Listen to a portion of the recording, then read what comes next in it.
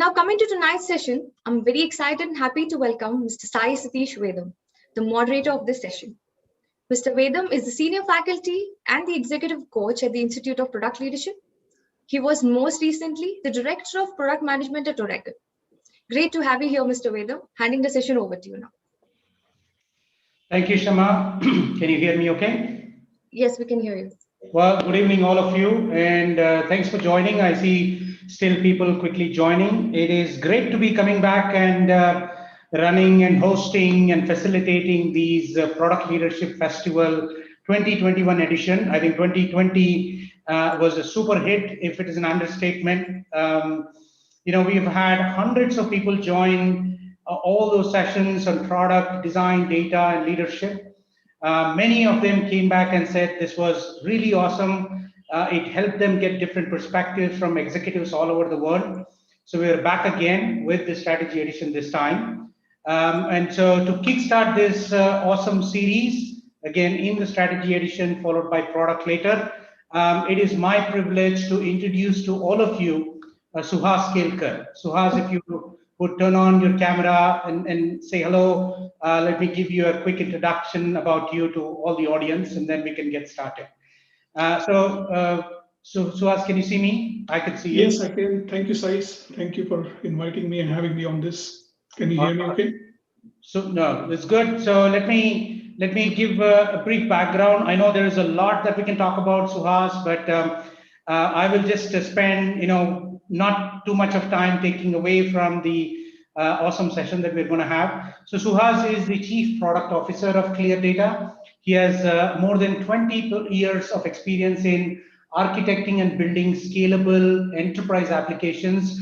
He also, of course, has the 7 US patents related to cloud computing, right? Suhas also holds a master's MS from University of Florida and an MBA from Florida Institute of Technology. Now, for those of you who are not familiar with ClearDATA, it's a very interesting company that is in the healthcare cloud, and it provides security and compliance company. So prior to ClearDATA, Suhas was a Chief Technology Officer of BMC. I'm sure many of you in the audience know this company, BMC, in India especially. And so now here's another interesting thing about Suhas. He also co-founded a social startup which won the Bill and Melinda Gates Foundation grant. So I'm sure there is some really interesting stories there, Suhas. If time permits, would love to hear some interesting nuggets or something that you've learned along that journey. Would really appreciate that. So Suhas, before we get started, I thought we will spend a minute in understanding who our audience are today here, right? So there are about 100 audience and more coming in. So I want to take a quick minute to launch a poll that will just help us understand who this audience is, so that we can fine tune this or even take specific questions around that, right? So folks, all of you joining here, there is a quick poll. Help us understand a little bit about your background, so that we can ask the relevant questions and help you take the most out of this program, right? So good. I see several votes coming in. What role are you in currently, right? So it'll help us make the session more impactful for you.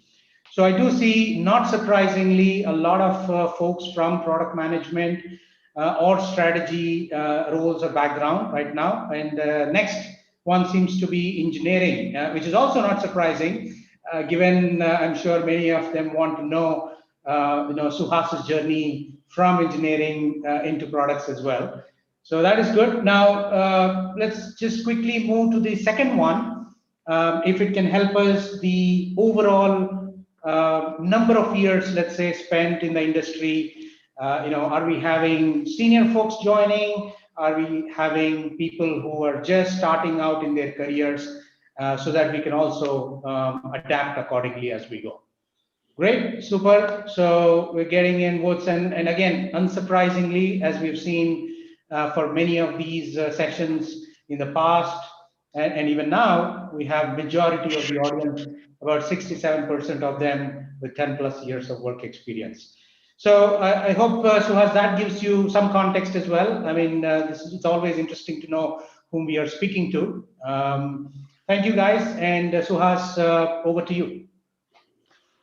Hey, thank you very much, Sai Satish. Thank you for that introduction. And hello and welcome to all of you for joining this session.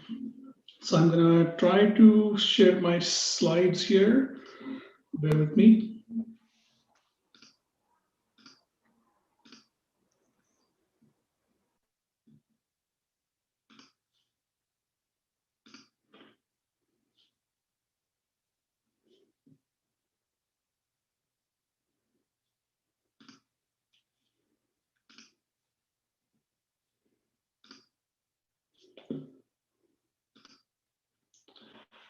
All right, you guys can see a slide, full screen slide. Okay, so let's get started. I got some interesting factoids to get my presentation started on the right foot. So here goes. In 1990, just 1 million people worldwide owned a mobile phone. If you fast forward to today, there are about 6 billion unique mobile users. More interestingly, almost half of it, they use smartphones.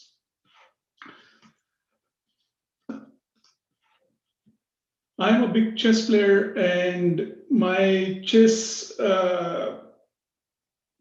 expertise got trumped by a computer. And if you think about it, no human has actually won a chess tournament against a high-spec computer since 2005.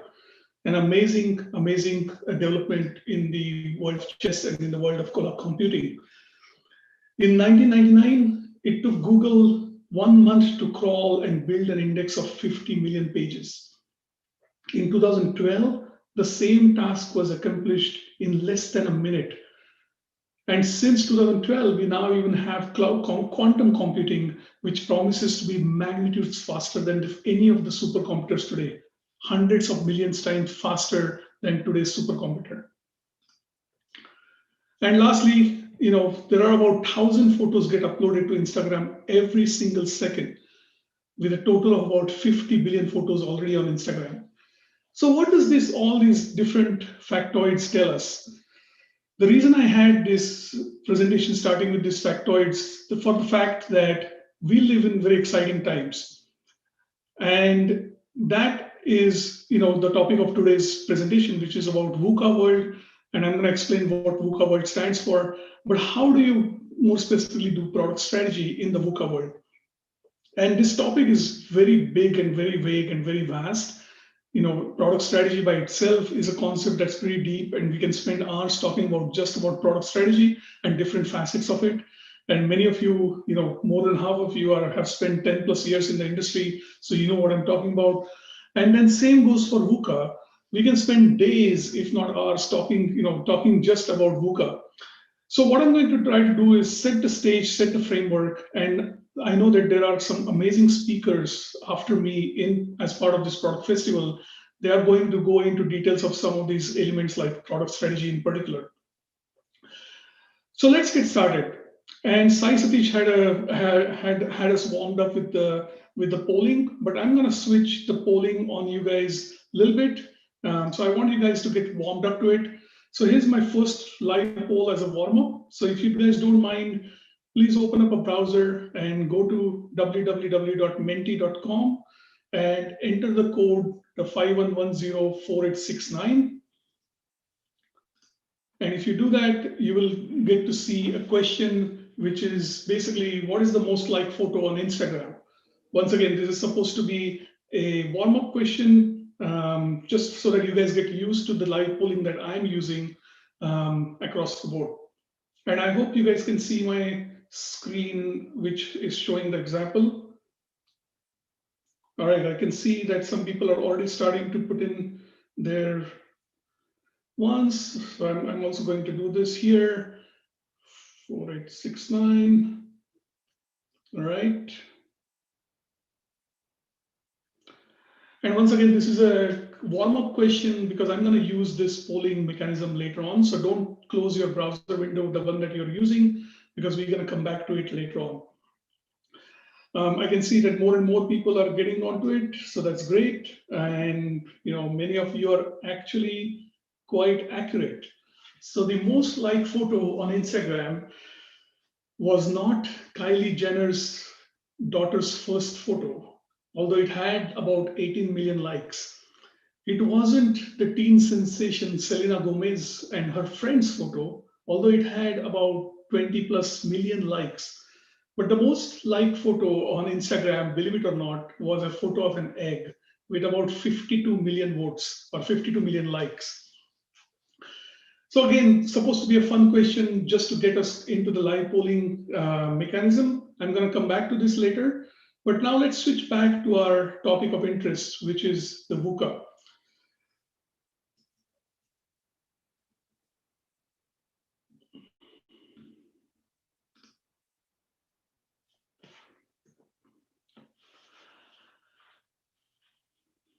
So VUCA stands for volatility, uncertainty, complexity, and ambiguity.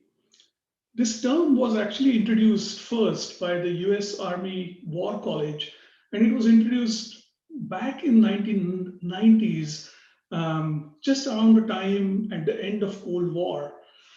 And after that, the business world took notice of it, and these business leaders around the world started using the term or the acronym to describe the ever-changing landscape of local and global economies.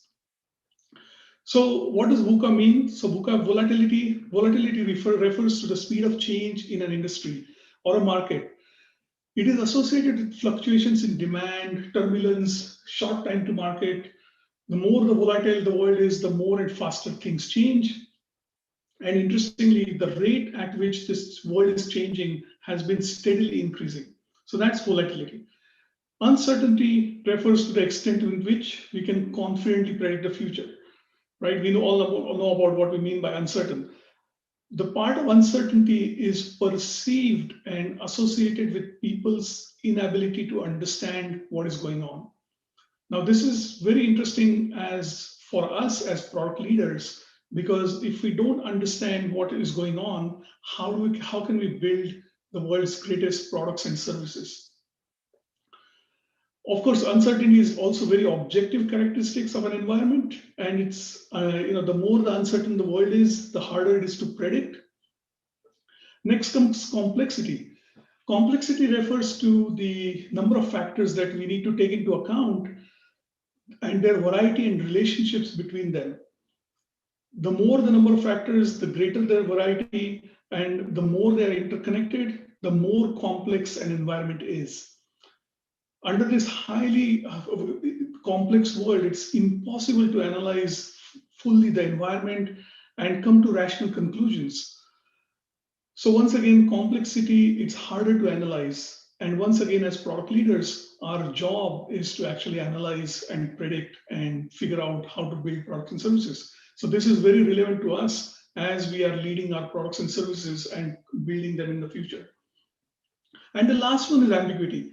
Ambiguity is basically lack of clarity and how to interpret something. The situation ambiguous, for example, when the information is incomplete or contradicting or too many inaccuracies can creep in. And it generally refers to that fuzziness and vagueness in ideas and terminology. And so the more the ambiguous the world is, the harder it is to interpret. So complexity breeds harder to analyze, ambiguity breeds harder to interpret. As a product leader, we are trusted with the responsibility to pave the future of our products and services.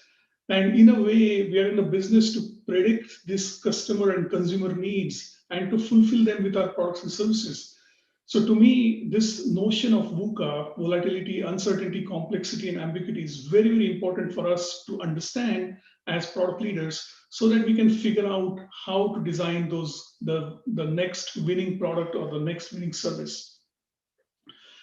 So in order for that, I'm going to give you another live poll. And once again, I want you guys to go to your browser, or if you are starting again, menti.com, and enter the code.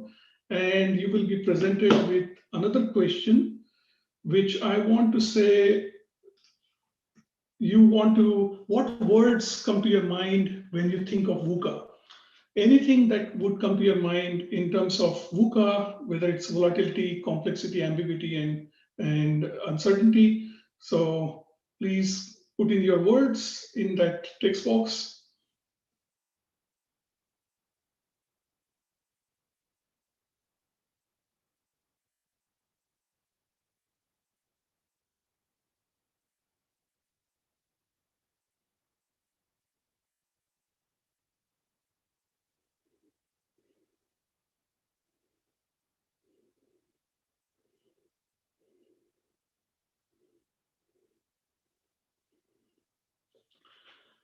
That's great. I can see many of you actually entering what's coming to your mind, and please feel free to be open about it. I can already see a bunch of things: innovation standing out, complexity, uncertainty, confusing, yes, very much. Anxiety, that's a good one. You really get anxious when you don't know and how the world is changing. Rapid pace of change, that's very good. Imperfect, yes, the world is very imperfect as you start to go through this. I'm trying to read some of this. No strategy, curiosity, intelligence, speed, instability, irrational, unpredictability, creativity. Amazing. Thank you very much for doing this and participating in this live poll. I'm going to let it continue for a while.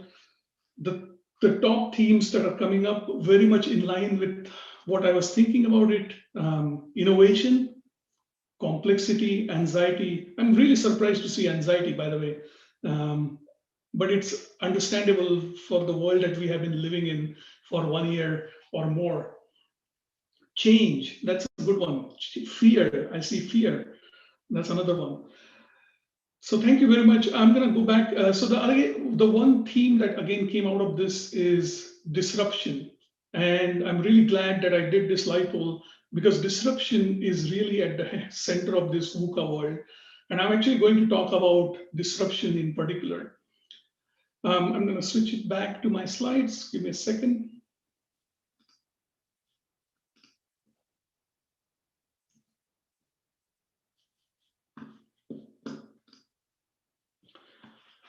So disruption plays a big role in VUCA world, but disruption comes in different shades and different ways. So let's take a look at different types of disruptions.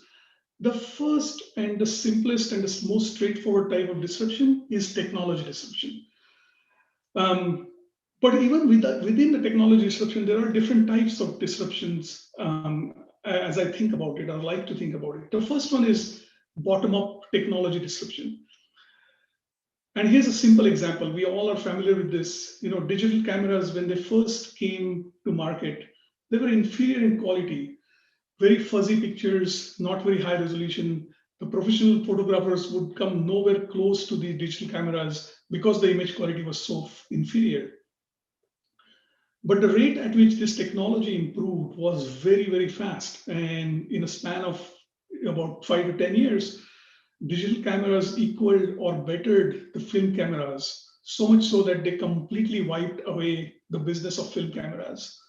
And so it's no wonder that a company like Kodak, which had a market cap of $10 billion, that ignored this technology disruption, bottom-up technology disruption, just because at the beginning the technology wasn't good enough, had to file for a bankruptcy in a span of less than 10 years.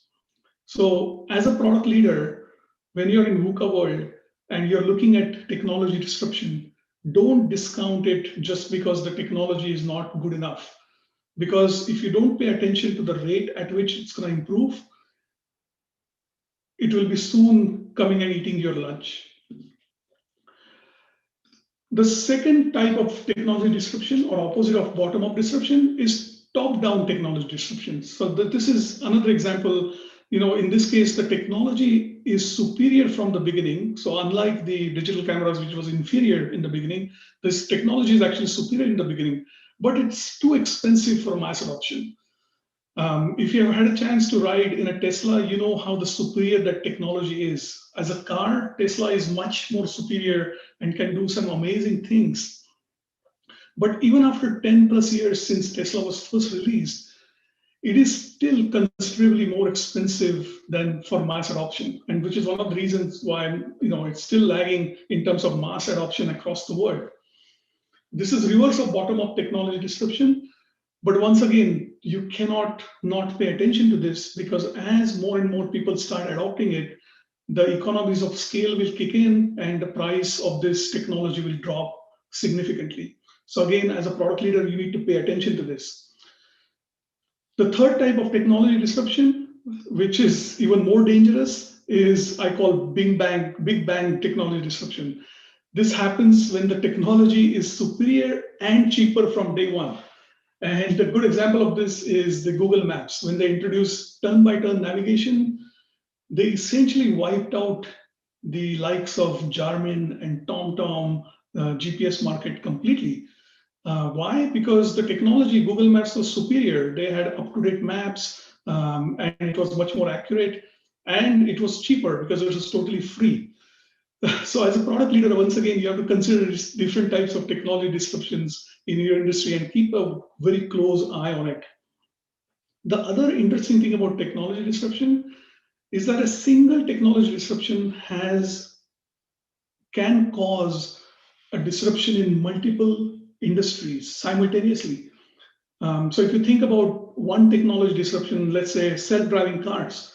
Self-driving cars can simultaneously disrupt multiple industries like car insurance. Car insurance just in the US collects about $200 billion in premiums every year. And as self-driving cars become more common, that entire industry of auto insurance is going to get disrupted, obviously, because if you're not driving the car, I don't need to get insured. Someone else needs to insure something else. So it's going to get disrupted. Same with parking industry. I was surprised. The parking industry in the US is $100 billion a year. Well, if you're getting dropped to your office through a self-driving car, you don't necessarily need to park the car close to your office. The car can just drop you and go wherever it needs to go and park itself away from the expensive parking. So once again, a self-driving car as a technology is going to disrupt multiple industries simultaneously. So that's another thing to pay attention to as a product leader.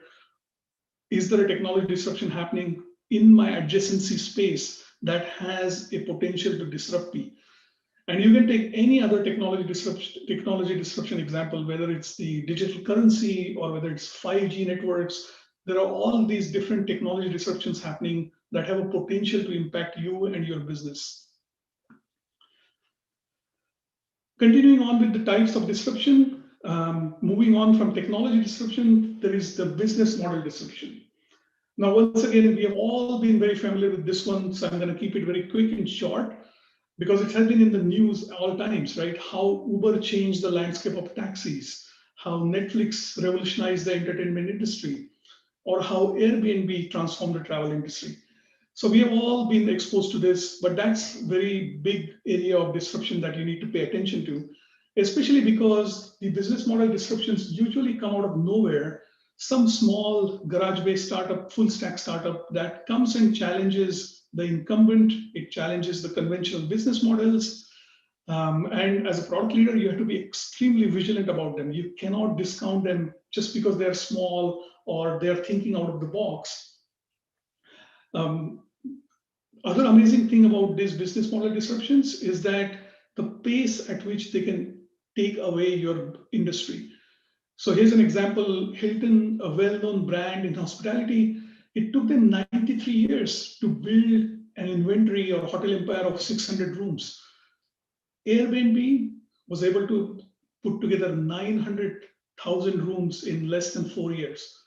So you can see the speed at which these business disruptions or disruptive business startups can come in and impact your business.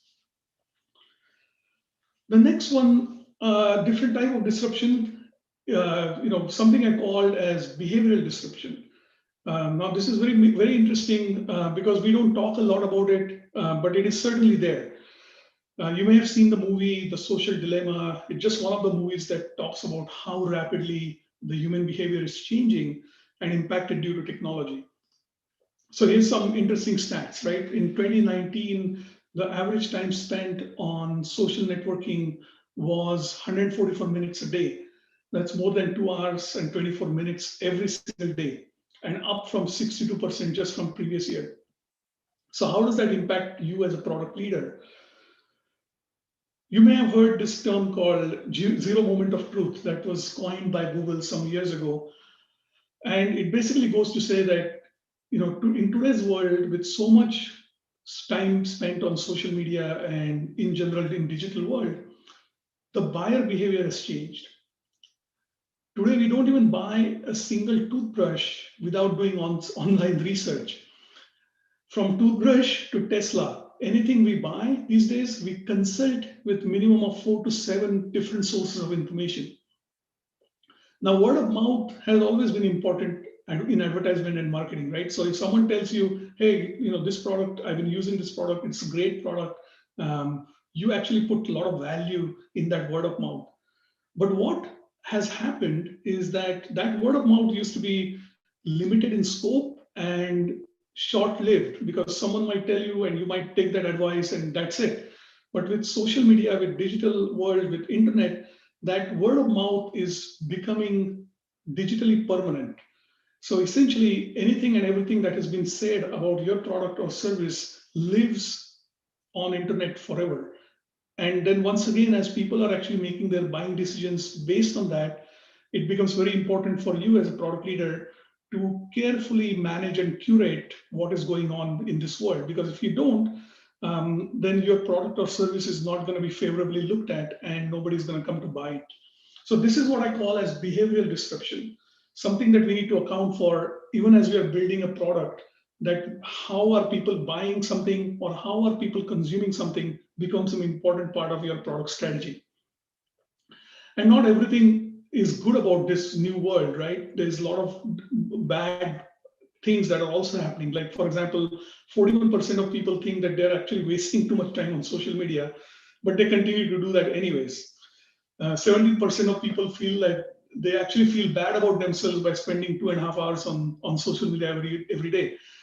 Or we at ClearDATA, we are in the business of security and compliance and privacy, and we see this all the time, that the security breaches are on the rise, the identity theft is on the rise, and especially around healthcare, which is where we play, it has become a huge issue about how do you go about protecting so much data that is now living on this digital world. And then all of these disruptions and types of disruptions, if they were not already enough, now since last year, we have to deal with one more type of disruption, which we are all familiar with, called pandemic disruption. Exactly 1 year ago, we were thrown into, hopefully, this once in a century event we call COVID pandemic. And once again, a lot has been said about the whole effect of COVID, etc., and lots of disaster stories of how pandemic impacted various industries. So I'm not going to go there.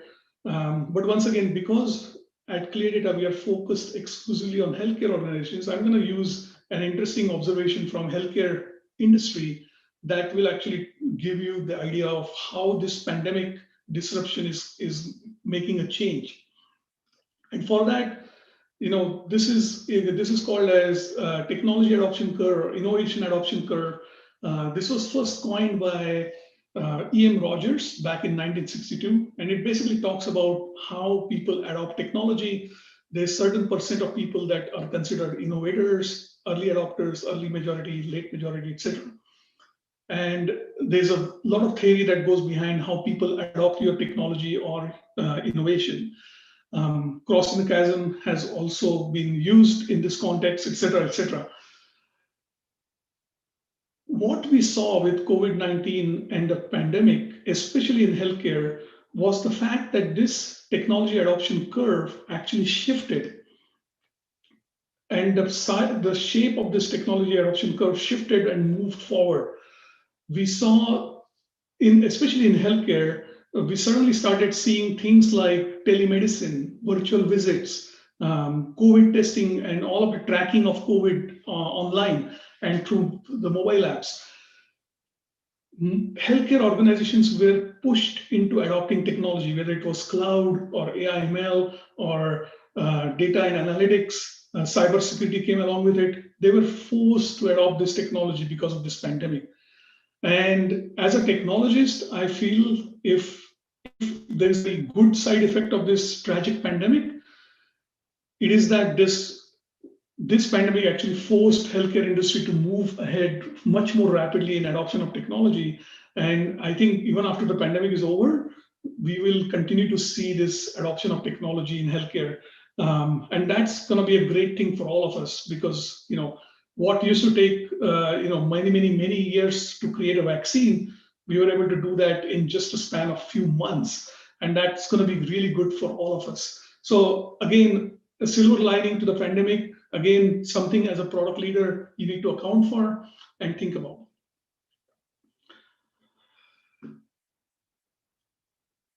I believe we are taking questions all the way to the end. Is that right, Sai Satish? That is right. Yeah. Yeah. Let the questions come in either on Zoom chat or whatever channel that they're watching, and we'll take them at the end. Okay, sounds good. And I only have about 10 minutes or less with my presentation, and then we can open it up to questions. So, all right. So we looked at all these disruptions, types of disruptions, technology, business model, behavioral, pandemic disruptions. How do you actually navigate through this world, product strategy in the VUCA world, as I call it? And a simple thing to remember, if you forget everything from my presentation, the simple thing to remember is, fighting VUCA with VUCA.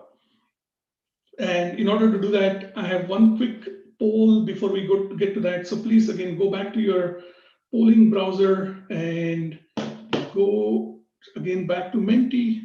And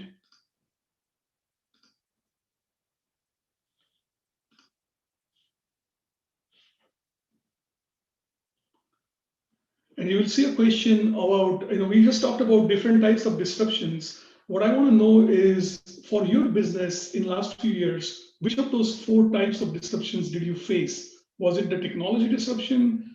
Was it more about business model disruption that caused your industry or your company to suffer? Or was it behavioral, or was it pandemic? So if you can just use the sliders and rate your answers and then click submit, we would know what you guys feel was the most important in the last couple of years in terms of which of these disruption types affected you the most.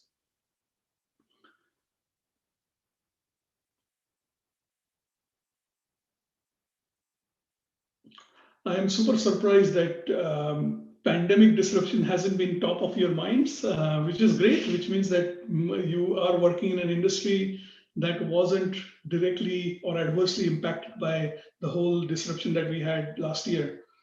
Although now it is gaining lead, and it's now the most leading factor here.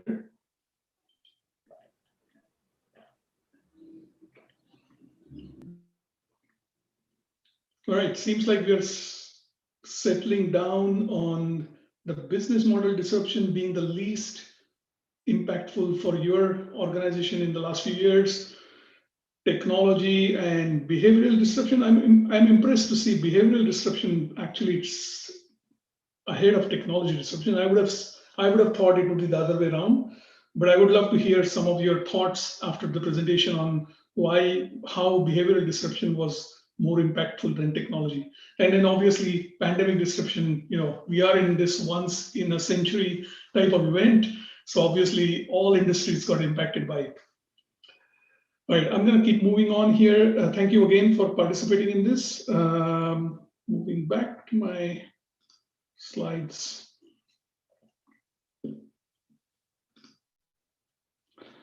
All right, so how do we do product strategy in the VUCA world? And the simplest thing I would like you to remember is we fight VUCA with VUCA. Now, what I mean by that is you fight volatility with vision. And I'm going to explain each one of these in the subsequent slides. So we fight volatility with vision, we fight uncertainty with understanding, complexity with clarity, and ambiguity with agility. So we fight VUCA with VUCA as a product leader, as a product strategist. This is our mantra to remember to survive in the VUCA world. So what does this mean? Let's take each and let's kind of take it into the details. Volatility countered with vision.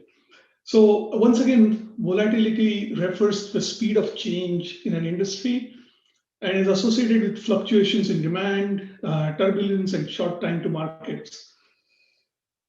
So perfect example of how volatility can be used to your advantage is, many examples. Well, the one that comes to my mind is like Amazon Web Services. Amazon's main business back in 2000 was selling books, and it was highly fluctuating business. They would have a very high demand in November, December timeframe, and that demand would go rock bottom in the subsequent months. And that required them to have a whole bunch of capacity in holidays, and then that entire infrastructure sat idle the rest of the year. And that was the birth of the vision of Amazon Web Services. And the rest is history.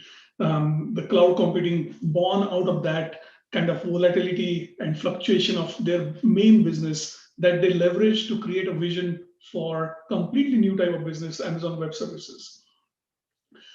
So as product leader, we need to counter volatility with vision. Paint a picture of the future you want and use it as a compass, for orientation, and then work towards that long-term vision. While things keep on changing around you, continue to define that vision for your company, for your product and services. Use it as a North Star as you fight the volatility, and then align all decisions, large or small, to that larger vision. And that's how you stay true and you continue to make progress in that volatile world. Next is uncertainty. So you counter uncertainty with understanding. Uncertainty refers to extent to which we can confidently predict the future. And part of it is perceived and associated with people's inability to understand what is going on. So if you seek to understand, it helps you to fight uncertainty.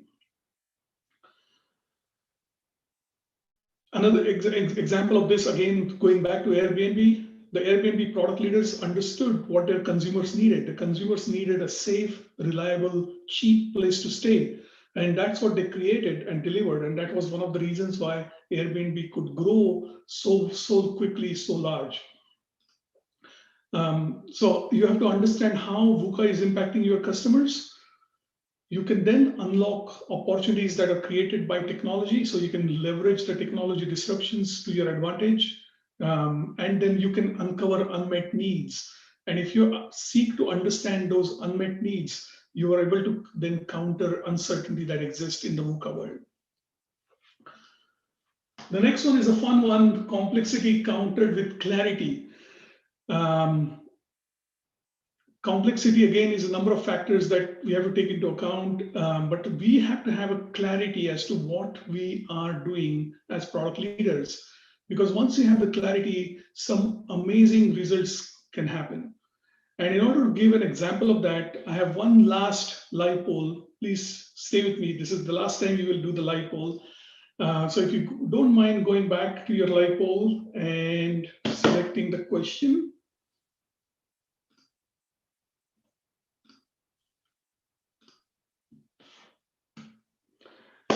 So the question is very simple. If I gave you $10,000 to invest 10 years ago, back in 2010, and if I asked you to invest it in only one company, either Apple, Amazon, Facebook, Google, or Domino's Pizza, where would you put your money? Back in 2010. So you have now in 2021, you have 10 plus years to get your money back in stock market. Where should you put your money? $10,000 invested in 2010. Free money, please invest it wisely.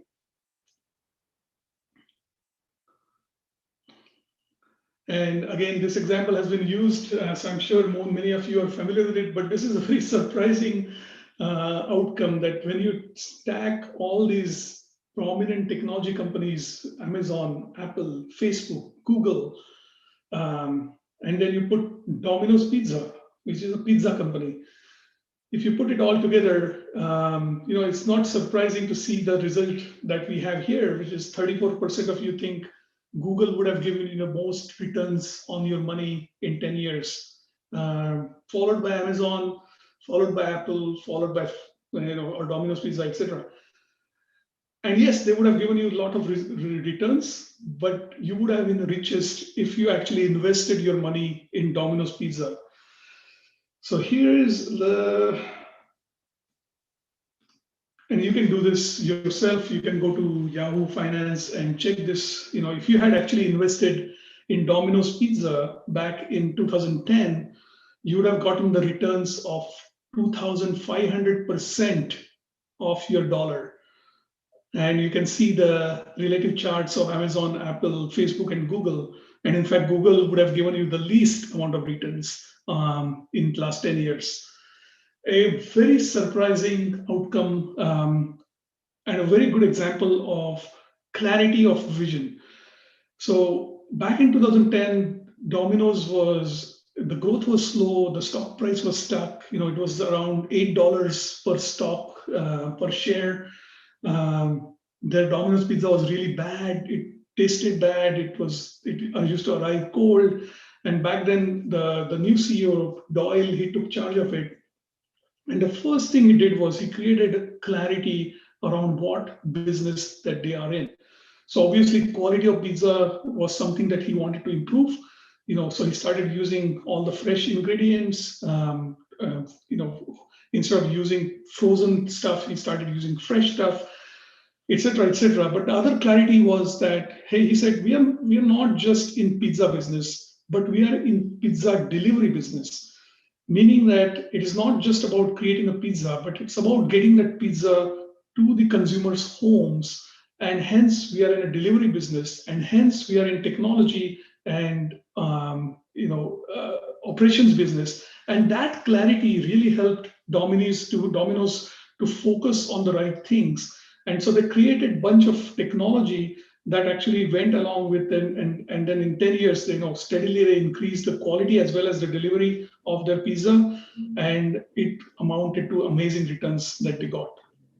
So very good example of how you can combat complexity with clarity of vision, clarity of what you're doing. And the last example is ambiguity.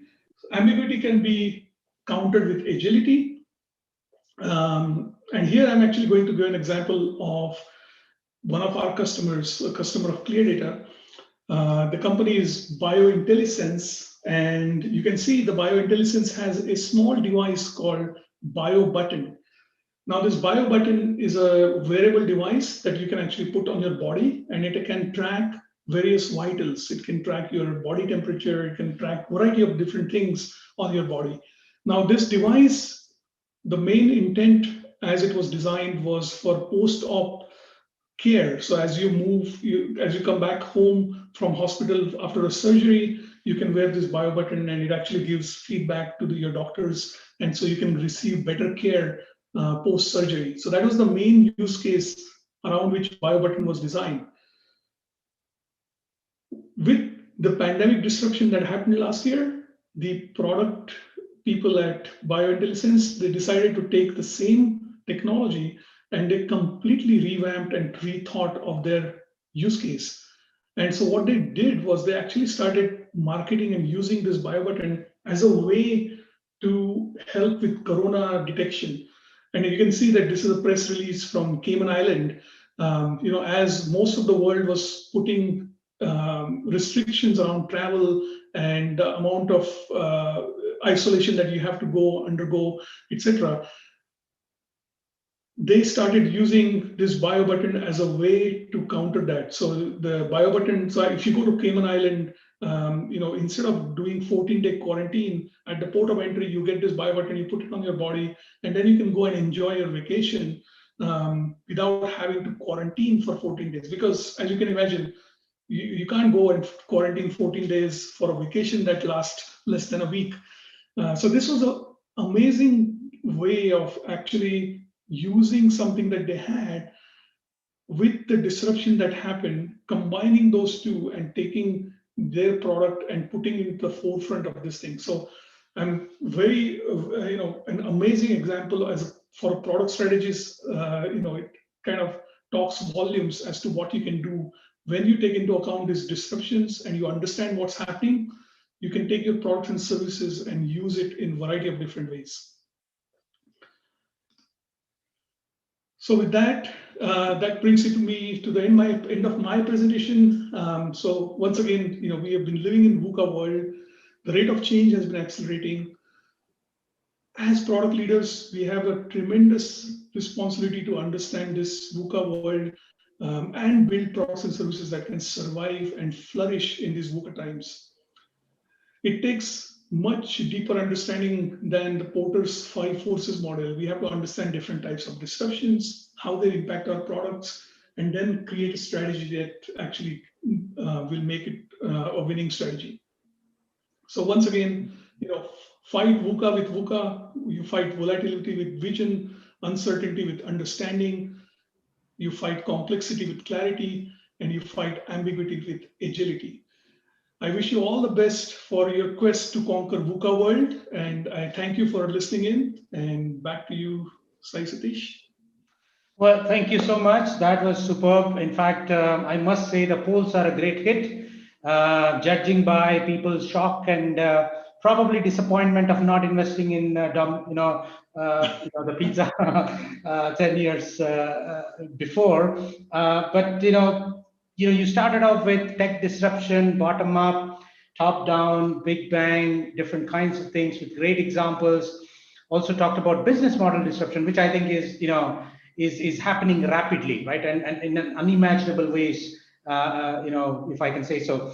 And of course, you touched upon pandemic disruption. Also, I think, I really love the way that you overlaid the healthcare tech adoption curve on Jeffrey Moore's Crossing the Chasm curve. And the fact that you articulated that you have countermeasures for VUCA, right? So fight VUCA with VUCA. And, as you're speaking, there are a lot of questions that came in, and I'll try to pick some, paraphrase many, so that, within the time that we have, you can probably address as many as we can, rather than, individually picking that up. But most of the questions seems to be around, hey, you're suggesting or asking product leaders to watch out, to pay attention to these disruptions, right? But how do you protect yourself from getting disrupted? Is that even possible, right? And we're talking about, let's say, technology disruptions. There are all kinds of new technologies coming in. As an organization, we have invested in some technologies, but then, the newer ones come. Nobody is sure which one will win. As a small organization, how do we even think about which one to choose? Should we even pick something, or should we just find a defensive mechanism that hopefully helps us from getting disrupted, right? Now, so that's I know a very big topic, but a few words on that. Yeah, so I think your question is, can you actually fight the disruption and stay ahead, right? So yes, absolutely. I think that's what separates the good product leaders from the rest, is the ability to actually understand and stay on top of these disruptive forces. The disruptive forces are always going to be there. Even, you go back in history, and there always was disruptions happening, even technology disruptions, steam engines coming in and wiping out your horse carriages and things like that. So it is not a new or different thing. It always has been happening.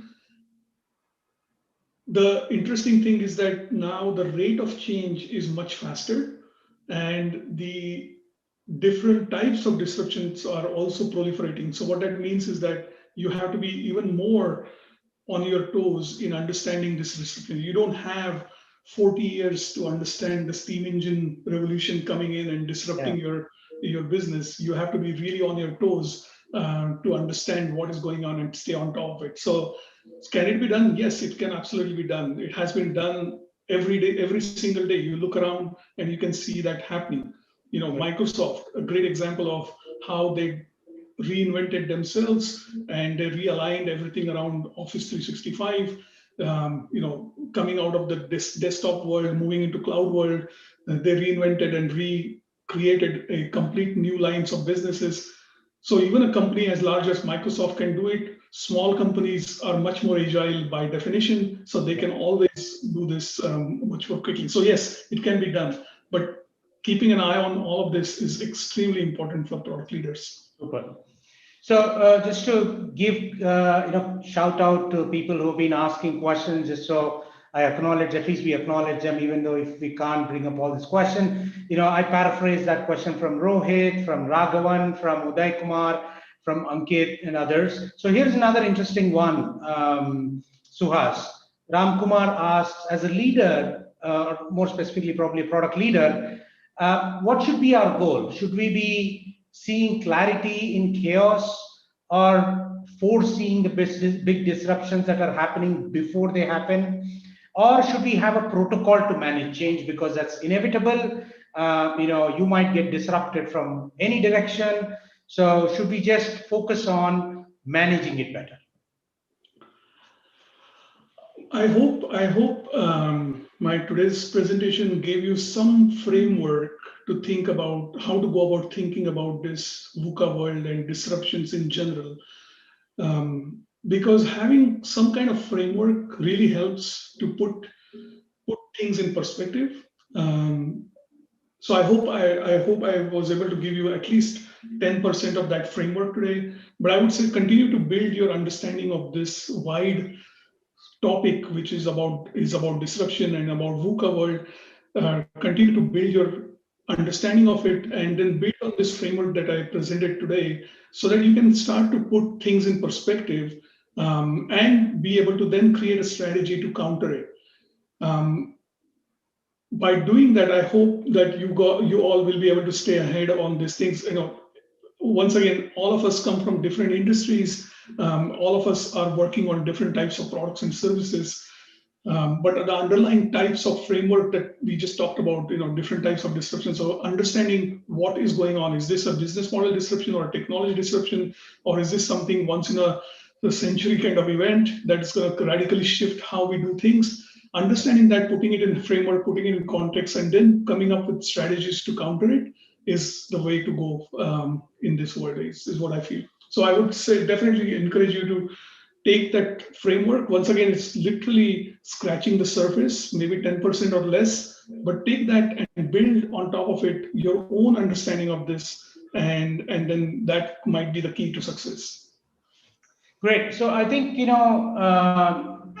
dovetailing into that a little bit, and the last question, but before I get into that, let me acknowledge Satya Natarajan, Sandeep Srivastava, Vijay, Raghavan, Ankit, all of you guys, great questions. Again, I'm trying to bring some of these together and ask in the interest of time. So the U in uncertainty, right, in the VUCA, Suhas, one of the things that many organizations seems to face is global skill shortages, right? So from a skill sets perspective, what is your advice for aspiring product leaders? What kind of skills do you think that they should equip themselves with to be able to deal with VUCA in a VUCA way? Okay, I think when you started asking the question, I thought you were asking something slightly different, and I'll address that first.